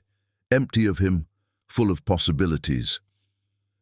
That evening, after Shelley had fallen asleep in her new room at Jim's mansion, they would stay until Margot could bear to return to the house where Adam had tried to kill her. Jim found Margot in the garden. "I need to tell you something," he said, his voice unusually nervous. Margot turned to face him, moonlight casting shadows across his features. "Jim, if this is about—" "I love you," he said simply. "I've fallen completely. irrevocably in love with you, not with your strength, though I admire it, not with your beauty, though you take my breath away, but with you, the woman who sings Motown when she thinks no one's listening, who arranges books by emotional journey, who survived hell and came out generous instead of bitter. Margot's eyes filled with tears. Jim, I'm not ready. I know, he interrupted gently. I'm not asking you to love me back. Not yet. Maybe not ever. I just needed you to know that while you're healing, while you're rebuilding, while you're learning to trust again, I'll be here. No pressure, no expectations. Just here. I don't know if I can ever trust another man, Margot whispered. Adam broke something in me. He didn't break you, Jim said firmly. He tried to, but look at you. You're standing in my garden, free and strong, with your daughter safe beside you. You won. And someday, when you're ready, you'll realize that not all men are Adam. Some of us. He paused, vulnerability flickering across his face. Some of us just want to love you the way you deserve to be loved. Margot reached out, touching his face gently. You're a good man, Jim Sterling. And you're an extraordinary woman, Margot Westbrook. They stood there in the garden, not touching, except for her hand on his cheek, the white roses witnessing this moment of possibility. Inside, Shelley slept peacefully for the first time in months. In a jail cell across town, Adam sat alone with the wreckage of his choices. The next morning brought news that Adam's criminal trial would begin in 3 months. He faced 15 to 20 years for attempted murder, plus additional time for embezzlement and fraud. His public defender, overwhelmed by the evidence, was already discussing plea deals. He'll probably get 15 years minimum, Morrison told Margot over breakfast. With good behavior, he might be out in 10. 10 years, Margot mused. Shelley will be 19, in college, an adult. And you? Jim asked quietly. Where will you be in 10 years? Margot looked at him across the table, this kind man who'd sheltered her, protected her, helped her destroy her enemy and reclaim her life. She thought about trust and time and the possibility of love after betrayal. I don't know, she said honestly, but for the first time in years I'm excited to find out. Shelley bounded into the room, full of 9-year-old energy despite everything she'd been through. Mr. Jim, can you teach me chess today? I want to learn strategy. Haven't you proven you already know strategy? Jim laughed. That was tactics, Shelley corrected with a grin. Now I want to learn long-term planning. As Jim set up the chessboard and began teaching Shelley, Margot watched them, her daughter and this man who might someday become something more. The morning sun streamed through the windows, and for the first time since that terrible anniversary dinner, Margot felt something she'd thought was lost forever. Peace.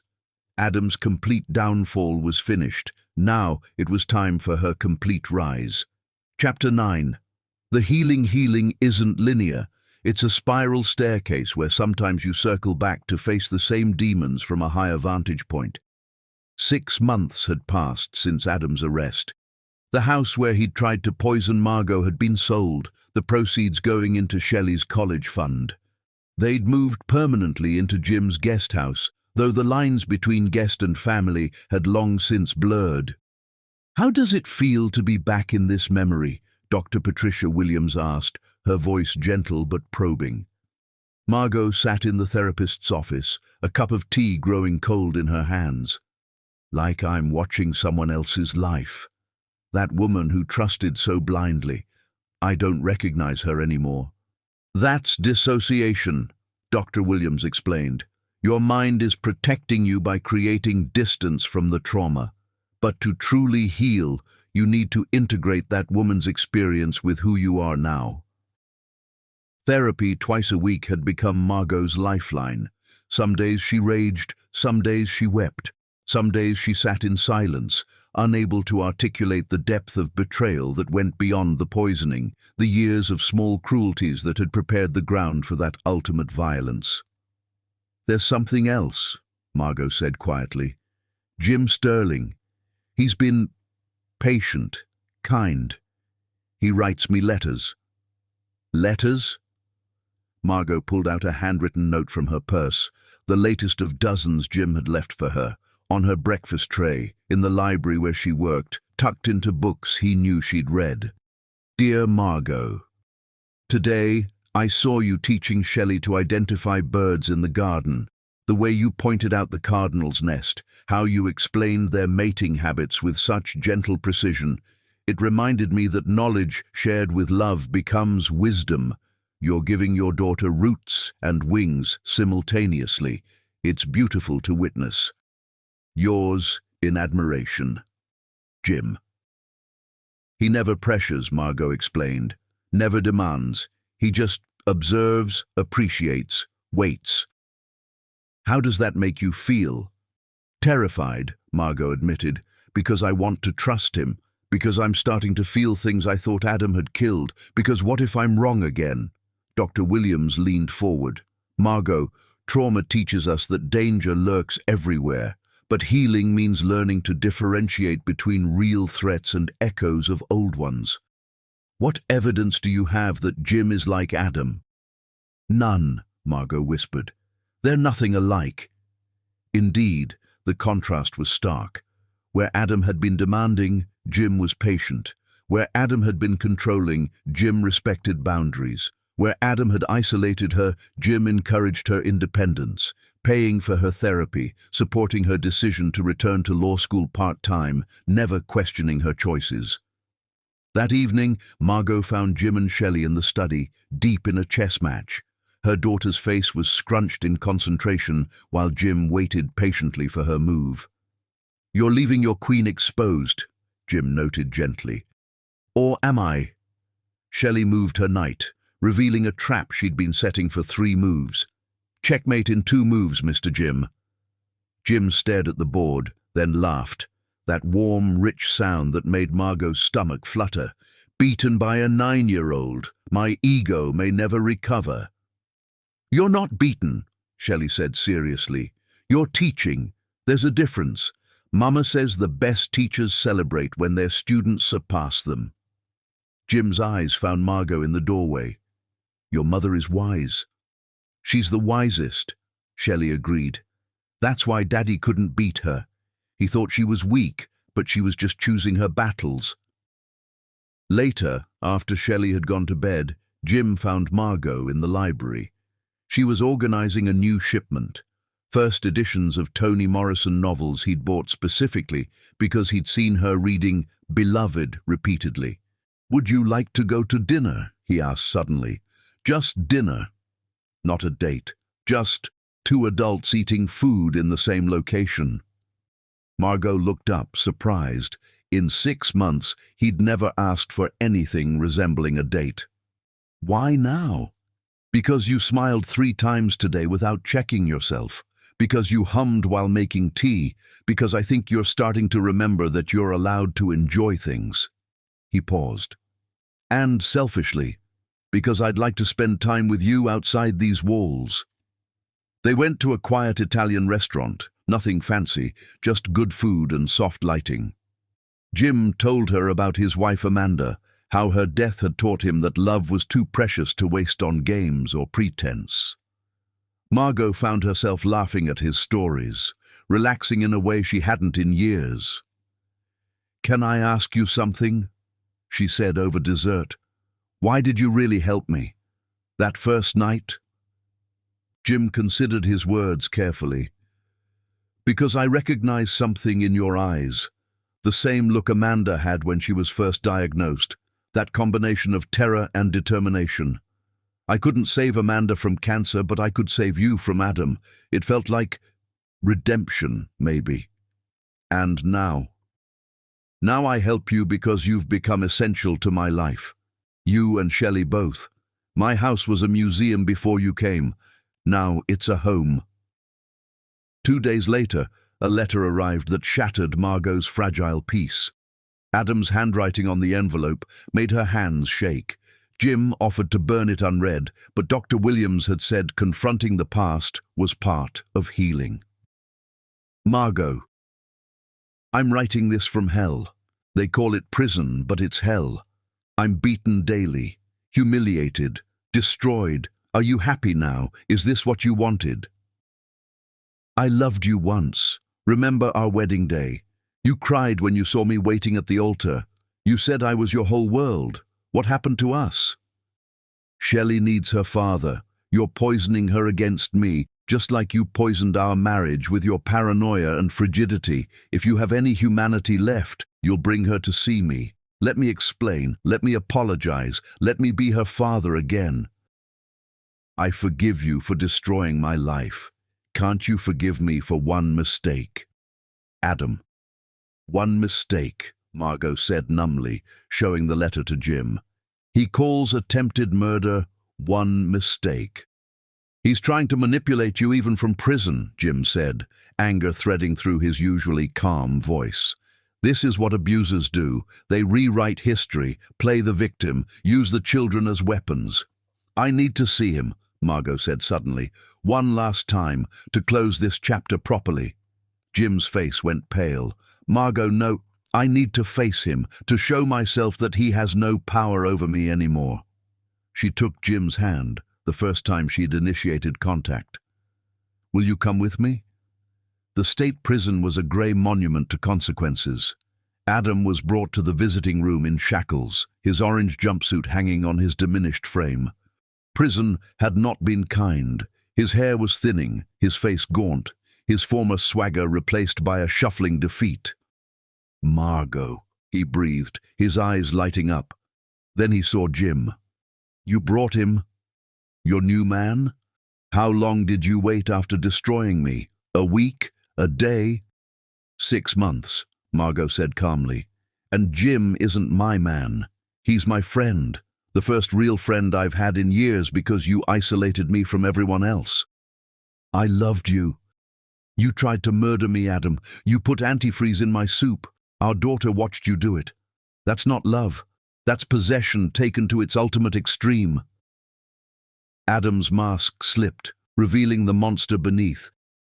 You were going to leave me. I saw the way you looked at me, like I disgusted you. I gave you everything. You gave me bruises. You gave me terror. You gave me a decade of slowly dying inside. Margot leaned forward. But I need you to know something. I forgive you. Adam's eyes widened with hope.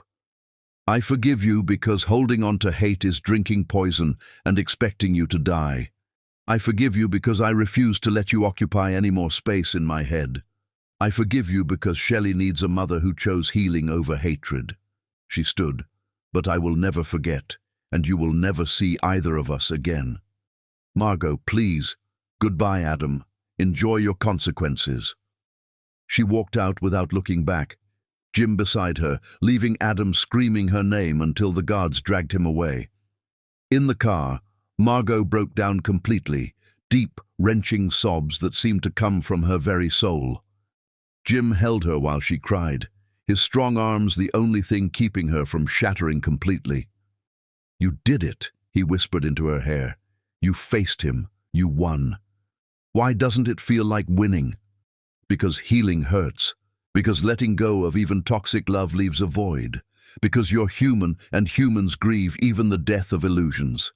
That night, Margot found Jim in the garden, standing among his white roses in the moonlight. She walked to him slowly, her heart pounding. I'm not ready to be loved, she said quietly. I'm still too broken, too scared, too...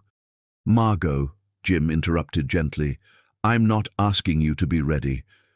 I'm asking you to let me love you while you heal. There's a difference. He pulled out a small box, and Margot's breath caught. Inside was a simple silver ring, not a diamond, but a moonstone. Healing, new beginnings, gentle energy. This isn't an engagement ring, Jim explained quickly. It's a promise ring, my promise to wait, to support, to love you without conditions or timeline. Wear it when you're ready, or never. Just know that my love isn't dependent on your reciprocation. Margot took the ring with trembling fingers. What if I never heal completely? What if I'm always a little bit broken? Then I'll love your broken pieces too, Jim said simply. They're part of your story, part of what makes you extraordinary. Margot looked at this man who'd saved her without trying to own her, who'd sheltered her without caging her, who loved her without conditioning it on her loving him back.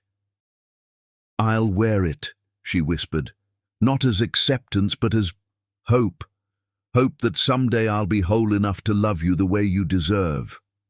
Jim slipped the ring onto her right hand, not the left, not yet, and kissed her forehead gently. You're already whole, Margot. You're just learning to see it. As they stood in the garden, Margot felt something shift inside her. The spiral staircase of healing had brought her full circle, but higher now, with a better view. Adam was in prison. Shelley was safe. And this good man was offering her a love that expected nothing but hoped for everything. She wasn't healed yet, but for the first time, she believed she could be. Chapter 10. The Greatest Revenge. The greatest revenge isn't destroying your enemy, it's building a life so beautiful that their absence becomes irrelevant. The courtroom was silent as Judge Catherine Reeves adjusted her glasses, the weight of final judgment heavy in the air. Margot sat in Jim's kitchen, speakerphone on the marble counter, Shelley pressed against her side. They could have been there in person, but Margot refused to give Adam another second of her physical presence. Adam Sandler, the judge's voice crackled through the phone. You have been found guilty on all counts. Attempted murder in the first degree, embezzlement, fraud, conspiracy to commit fraud, and falsification of medical records. Morrison, their faithful lawyer, was their eyes in the courtroom. He's shaking, he whispered into the phone. Actually shaking. For the crime of attempted murder, the judge continued, I sentence you to 15 years. For embezzlement, 5 years. For fraud, 3 years. For conspiracy, 2 years. These sentences will run concurrently, with the stipulation that you serve a mandatory minimum of 15 years without possibility of early parole. No! Adam's scream came through the phone. Margot, tell them you forgive me. Tell them it was a mistake. Please. Furthermore, Judge Reeves said, her voice cutting through his pleas, you are ordered to pay full restitution to your former company, and all remaining assets will be transferred to your ex-wife as damages. You are permanently barred from any contact with Margot Westbrook or Shelley Westbrook. She's my daughter. Adam's voice was breaking. You can't take my daughter. You took yourself from her the night you tried to murder her mother in front of her, the judge replied coldly. Remove the defendant. The sounds of struggle came through the phone. Adam fighting the bailiffs, screaming Margot's name, begging for another chance. Then silence. It's over, Morrison said softly. He'll be 60 when he gets out. Shelley will be 24, probably married, maybe with kids of her own. He'll be a stranger. Margot set down her coffee cup with steady hands. Somewhere across the city, Adam was being dragged back to his cell to begin a decade and a half of consequences. She waited to feel something.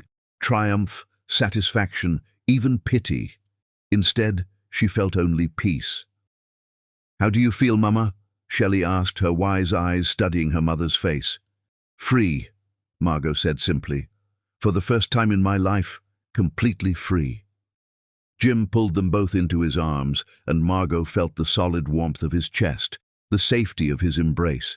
This man who'd saved her without trying to own her, who'd waited without pressuring, who'd loved without conditions.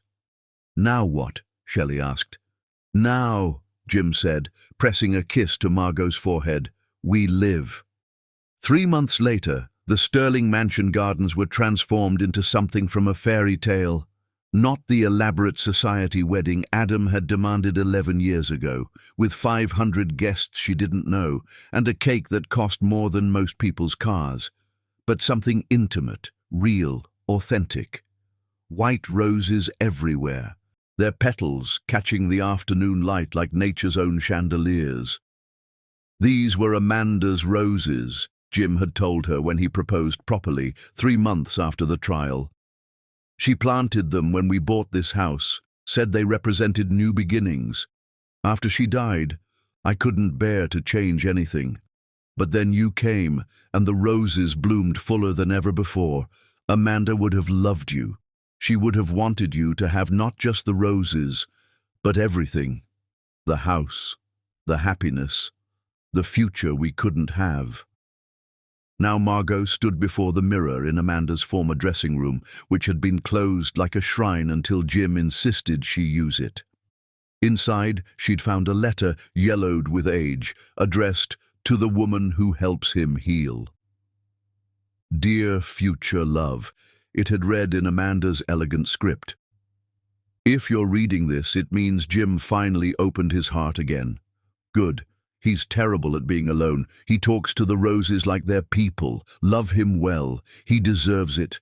And know that you have my blessing and my gratitude for bringing light back into his darkness. The roses are yours now. Make them bloom.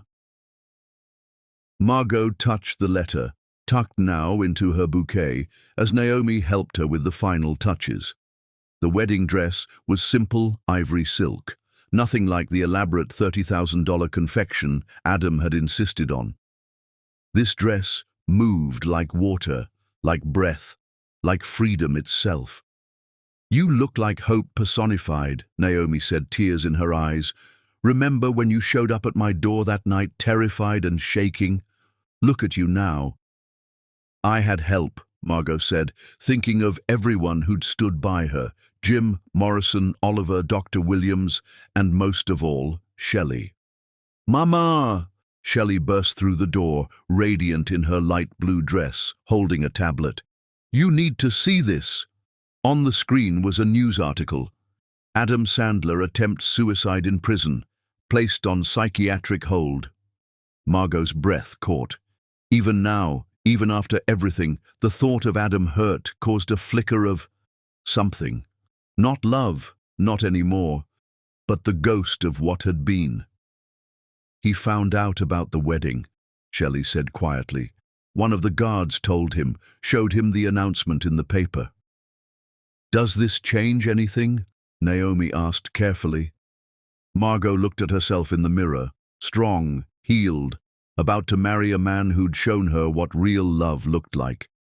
Then she looked at Shelley, her brilliant daughter who'd saved them both with her courage and cunning. No, she said firmly, he made his choices. Today I make mine, and I choose joy. The ceremony was held at sunset, golden light painting everything in warm honey tones. Only 50 guests, real friends, not the social climbing acquaintances Adam had collected like trophies. Oliver stood as Jim's best man, tears unashamedly rolling down his weathered British face. Naomi stood as maid of honor, proud and protective, but it was Shelley who stole the show when she stepped up to the microphone. I want to tell you about choices, she began, her young voice carrying across the garden with startling maturity. My biological father chose cruelty, he chose lies, he chose another woman. He chose poison. He chose to try to erase my mother rather than simply divorce her. Those were his choices, and he's living with the consequences in a cell where he'll spend 15 years thinking about them. She turned to Jim, her face soft with genuine affection. Jim Sterling chose differently. He chose to open his door to strangers. He chose patience when my mother couldn't trust. He chose to investigate the truth when everyone else believed the lies. He chose to protect us without possessing us. He chose to love us without conditions or timeline. He chose to wait, to hope, to believe we were worth waiting for. Her eyes found her mother's, tears streaming down both their faces. Mama, you chose to survive. You chose to fight back. You chose to heal instead of hate. You chose to trust again even when every cell in your body screamed danger. You chose to let love in through the cracks Adam created. She pulled out a small box from behind her back. And today, I have a choice to make too. She opened the box, revealing a simple silver pin that said DAD. Jim Sterling, you've been teaching me, protecting me, loving me for over a year. You never tried to replace anyone. You just tried to be yourself. Today, I choose you. Will you choose me too? Will you be my dad? Jim fell to his knees, pulling Shelley into his arms as the entire garden erupted in tears. It would be the greatest honor of my life, he whispered, his voice broken with emotion. I choose you, Shelley, today and every day. When they finally exchanged vows, Margot's voice was strong and clear. Jim, you found me shattered, and you didn't try to fix me. You just loved me while I fix myself. You showed me that real love doesn't diminish you, it expands you. With you, I'm not less than I was. I'm more than I ever dreamed I could be. Jim's vows were simple but profound. Margot, you and Shelley brought life back to this museum of a house. You brought laughter where there had been silence, hope where there had been resignation, future where there had been only past. I promise to choose you every day, in big moments and small ones, in joy and in struggle, until my last breath. The reception was deliberately held in the ballroom where Adam had been arrested. I want to dance where he fell, Margot had insisted. I want joy to overwrite humiliation. As they danced their first dance to Etta James's At Last, Morrison approached with an envelope, his expression troubled. I debated whether to give you this tonight, he said apologetically. It arrived at my office yesterday. Inside was a photograph from the prison infirmary. Adam, hollow-eyed and gaunt, held a newspaper showing their wedding announcement.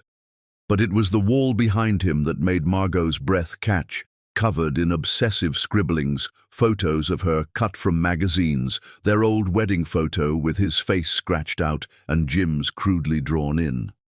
On the back, in Adam's deteriorating handwriting, you were supposed to be destroyed. You were supposed to be nothing without me. How are you happy? How are you happy? Margot studied the photo for a long moment, then held it up to the candle on their table. The paper caught fire immediately. What are you doing? Morrison asked, alarmed. The greatest revenge, Margot said, watching Adam's rage turn to ash, is living so well that his opinion becomes irrelevant. As the ashes fell, Jim pulled her back into his arms. Have I told you today that you're remarkable? I'm pregnant, she said suddenly, the words tumbling out differently than she'd planned. The music stopped. Jim froze mid-step. The entire ballroom seemed to hold its breath. What? He whispered. 8 weeks. I found out this morning. I wanted to wait until after the ceremony, but seeing that photo, seeing his obsession with destroying our happiness, I needed you to know that we're creating life while he's wasting his. Jim's hands moved to her still flat stomach, tears streaming down his face. Amanda and I tried for 7 years. The cancer took that possibility. I thought I'd never... Are you sure? Very sure. Due in March, spring, new beginnings. Amanda's roses will have company. Shelley appeared beside them, having apparently overheard. A baby? I'm going to be a big sister. When Margot nodded, Shelley whooped with joy, then immediately became serious. I've already started a list of everything I need to teach them. Chess, obviously. Philosophy. How to spot lies. How to document evidence. How to identify poisonous substances. Shelley, Margot laughed. What? It's practical knowledge. 6 months later, as Margot held their newborn son, James Oliver Sterling Jr., she received word that Adam had been removed from suicide watch and placed in general population. He'd requested a photo of the baby, claiming grandparent rights from prison. He says he's the grandfather, Morrison explained over the phone. He's demanding visitation rights for when he gets out. Shelley, holding her baby brother with practiced care, looked up sharply.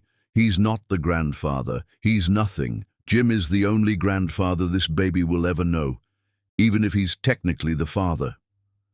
Love makes family, not DNA.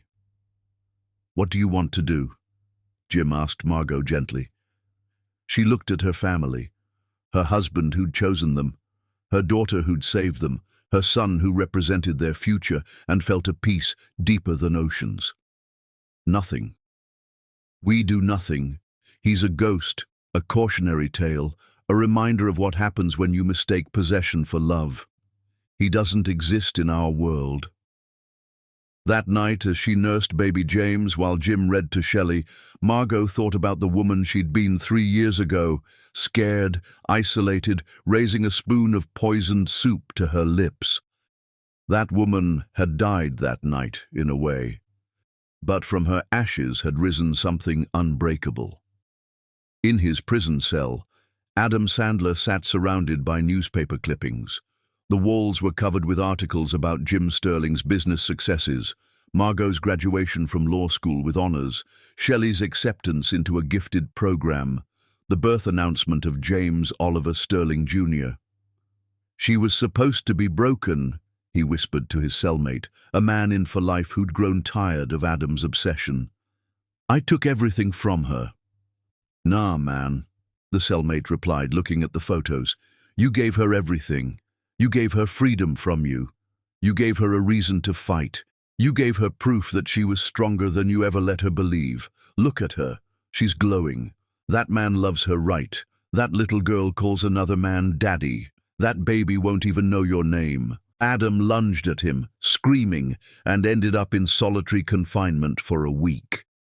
In the darkness, with nothing but his thoughts, the truth finally crashed over him. Margot hadn't just survived his attempt to destroy her. She'd used it as fuel to build something beautiful. 1 year later, at James's first birthday party, the house was full of genuine laughter. Shelley had decorated everything herself, a new beginnings theme with white roses and spring colors everywhere. She was 11 now, tall and confident, her intelligence shining even brighter. "Speech!" someone called out, and Margot stood, baby James on her hip, Jim's arm around her waist. "A year ago, this little one came into the world," she began, her voice strong. "But really, we were all reborn that day. We became the family we chose to be, not the one circumstances forced us into." She looked at Jim, her eyes soft with the love that had grown slowly, carefully, genuinely. "Someone once tried to poison me," she continued, and the room grew quiet. "He tried to erase me, to make me disappear. But poison only works if you swallow it. And thanks to my brilliant daughter," she smiled at Shelley, "I didn't. Instead, I learned that the opposite of poison isn't medicine, it's love, real love, the kind that helps you grow instead of shrinking you." She raised her glass of sparkling cider. She was pregnant again, though only Jim and Shelley knew. So here's to new beginnings, to chosen families, to white roses that bloom from dark soil, and to the greatest revenge of all, living so well that those who hurt you become irrelevant footnotes in your beautiful story. As everyone toasted, a news alert popped up on Jim's phone. Adam Sandler, sentenced to additional 5 years for prison assault. Jim deleted it without reading further. Adam had made himself irrelevant, adding years to his own sentence while they added life to their family. That night, as Margot stood in the garden among Amanda's roses, her roses now, she felt the presence of all the women who'd survived men like Adam. All the women who'd chosen healing over hatred, building over breaking, love over fear. "Thank you," she whispered to Amanda's memory, to the roses, to the universe that had led her to this moment. The white roses swayed in the evening breeze, and Margot could swear she heard them whisper back, "The greatest revenge is a life well lived." And as she walked back into the house where her daughter was teaching her baby brother to play peekaboo, where her husband was making tea the way she liked it without being asked, where love lived in every corner and shadow had been banished by light, Margot knew the truth. She hadn't just survived Adam Sandler's cruelty. She had transcended it. She had transformed it into triumph. She had won in every way that mattered, and that, a life so full of authentic love that his evil became irrelevant, that was the greatest revenge of all.